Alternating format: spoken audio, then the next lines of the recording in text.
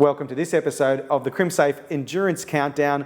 My name's Ben Beasley. I'm with Greg Murphy. And Greg, let's have a look at a four-car team today, and that's Nissan Motorsport. A big operation and a team that's really in its second year, but up at Mount Panorama, Sandown, and even the Gold Coast, I think they could be pretty good.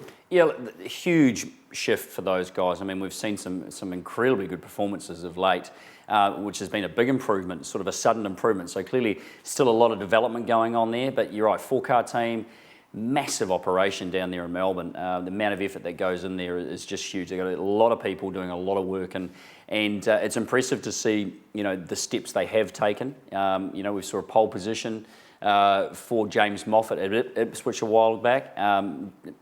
Michael Caruso was looking like a winner there as well with that at Ipswich as well. So they are showing some great speed. How that's all going to play out in the Enduros will be interesting. They've got a big lineup of drivers, obviously guys that have won up at Bathurst before, guys that are keen to win, and endurance drivers that have done a lot of miles too. So. It's going to be interesting to see how that all plays out, especially with those longer stints, the fuel, all that kind of thing. But the pace that they have been showing is clearly attributed to some heavy development that's been going on. So in the Norton cars, Dean Fiore comes in and Taz Douglas returns as well. So Fiore was racing full time in the last few years, so he comes back. In the black cars, you've got a guy called Alex Buncombe, and for people in Australia who don't know who Alex Buncombe is, he's part of this Nissan Academy, and he's not necessarily one of these PlayStation drivers. He's actually one of the guys that Nissan uses to train the Academy drivers, and a very handy steerer.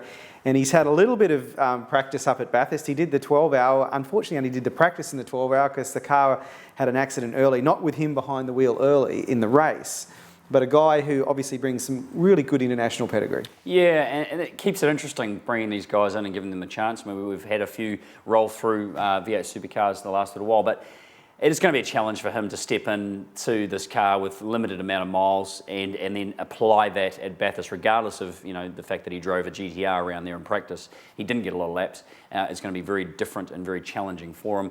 Obviously, David Russell's with Rick Kelly. That's a pretty good combination, and Rick's going to lead the charge there. And he just continues to showcase his ability and how fast he can be, and he's a smart guy, does so much behind the scenes, looking at data and working on all the necessary things to go faster and faster.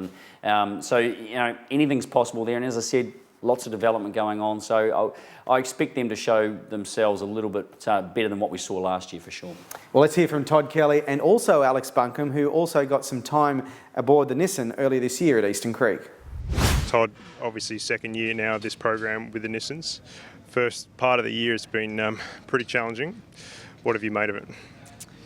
Yeah, it's had its ups and downs. We're certainly not where we want to be with all four Nissan Altimas. It's almost a similar scenario to last year. We made some quite good gains with our aero and our drag at the start of this season, but with the whole category pushing really hard with their engine R&D from last year, we've almost lost everything that we gained with the car from the start of the season. So it's turned out to be almost as tough as what it was last year. And from that point, it's been a race to the Enduros basically to try and get our engine upgrades and all the things online that we can to make sure we hit Sandown and Bathurst a little bit closer to the money. But at the moment, it's a little bit harder. We're still on average, 8 to 10 Ks plus down up the straights, and we just can't afford to take that into the Enduros. So hopefully we can get a few new bits for the cars and be a little bit more competitive. You're obviously pretty confident then that your co-driver Alex Buncombe, even though he hasn't raced one of these cars before, is going to be able to do the job?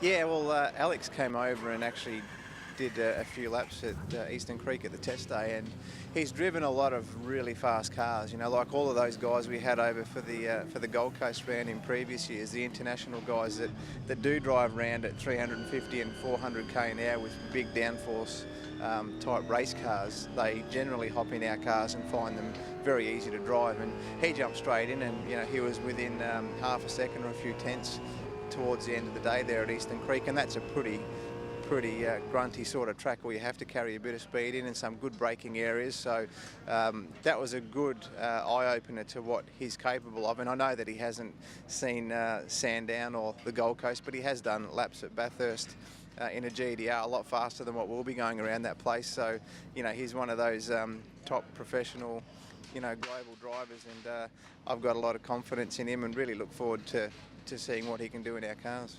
I work with a couple of the guys. They help the Nismo lot out in Bathurst. So I know a few of the guys here, and we've been getting on really well, and it's nice to work with them again here today.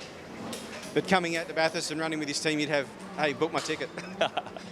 For sure. Yeah, I absolutely love the place out here. The people are so friendly. I love the weather, apart from today.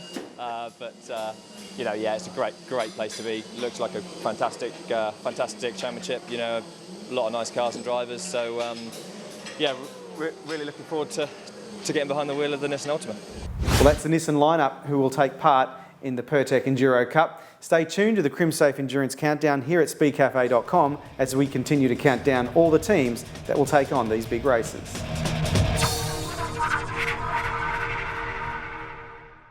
We've been robbed a couple of times actually. So we had this screen installed. For cheap alternative. They look identical, so you think you're getting an equivalent product and you're not. Most Crimsafe lookalikes can pop out because they're only held in with a piece of plastic. But Crimsafe screw clamp locks the mesh and spreads the impact. Solid and sturdy, and definitely instills a lot of confidence in us. If you pay for what you get, Crimsafe is definitely the way to go. Better off paying the extra and getting the better product. Because if it's not Crimsafe, it's not Crimsafe.